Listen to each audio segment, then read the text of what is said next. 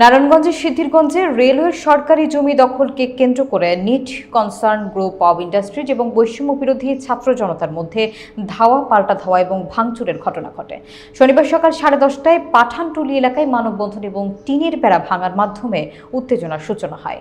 সাদ্দাম হোসেন মুন্নার প্রতিবেদনে থাকছে বিস্তারিত।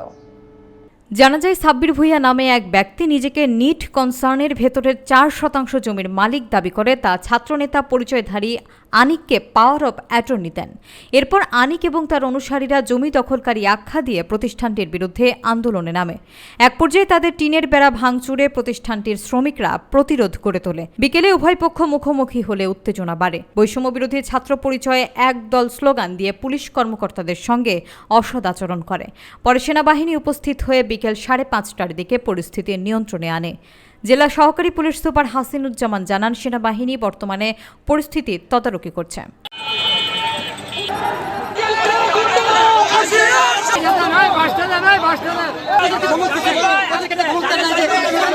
আমি সকলকে অপরাধের বিপক্ষে সবাই থাকবেন।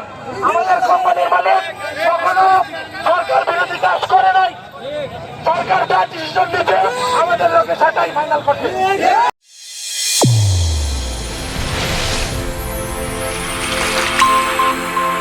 চ্যানেল A1 হৃদয়ের স্পন্দন।